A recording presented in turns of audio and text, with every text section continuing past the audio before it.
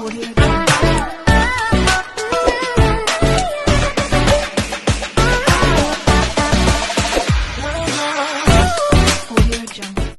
to my YouTube channel lagi teman-teman. Kali ini bersama Bu Wenti lagi di kelasnya Bu Wenti Krisna. Kita akan bahas terkait dengan skripsi lagi. Teman-teman, terkait dengan skripsi kali ini itu terkait membahas yang namanya kuesioner. Yaps, teman-teman, kalau umpamanya metode penelitiannya atau metodenya menggunakan teknik kuantitatif ya, menggunakan kuantitatif biasanya akan mendapatkan data dengan cara survei. Salah satunya itu menyebar yang namanya kuesioner baik online ataupun offline.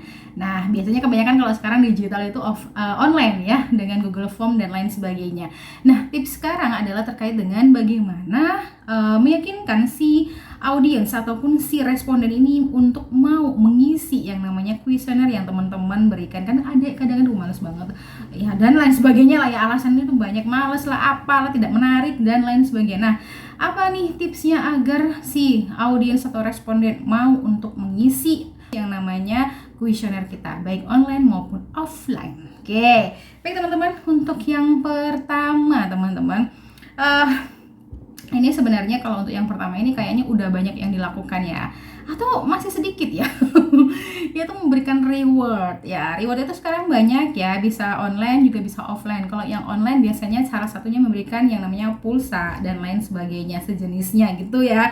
Kalau ngasih pulsa berapa ya kira-kira? Secukupnya saja teman-teman gitu ya. Kalau pengen dapat banyak dan lain sebagainya, dicukupkan aja duitnya. Mungkin cuman 10 orang pertama, 20 orang pertama gitu ya, dapat pulsa dari teman-teman. Ya memang sih ya teman-teman, yang namanya penelitian akan membutuhkan biaya.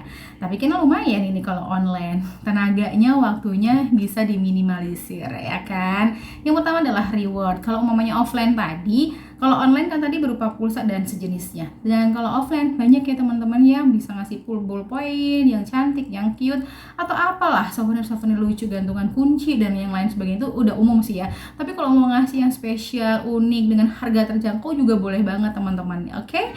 Gitu ya. Untuk yang pertama adalah reward. Yang kedua adalah teman-teman usahakan yang di awal tuh loh. Teman-teman kan di biografinya kan ada yang namanya untuk nulis nama. Coba nggak usah yang namanya nulis nama ataupun nama. Kalau nggak butuh-butuh banget yang namanya penulisan nama di biografi, tolong usahakan nggak usah ya teman-teman ya. Nama, email itu ya, itu mungkin kalau nggak butuh nggak usah diminta kepada yang namanya audiens ataupun calon respondennya teman-teman. Karena itu akan membuat risih juga dan juga merasa nggak nyaman. Kadang juga mereka juga akan ngisi nama yang bukan nama yang sesuai ya, nggak sesuai KTP juga kan. Jadi daripada ribet banyak banget gitu kan ya, udah melihat dari awal nulis biografinya aja atau demografinya aja dan lain sebagainya itu udah banyak banget, jadi enggan deh. Jadi usahakan nggak usah suruh nulis nama, yang butuh-butuh aja, mungkin pendapatan ya kan. Terus yang kedua adalah daerah atau alamat gitu kan, itu disesuaikan aja. Jika si biografi ini dan juga demografi ini nggak dibutuhkan, nggak usah teman-teman, itu akan membuat rentetan pengisian si responden ini semakin banyak. Oke, gitu ya. Terus yang ketiga apa Bu Wenti? Ketiga adalah menjaga informasi responden. Jangan sampai teman-teman ini yang namanya ini gini ya, ini buat semuanya.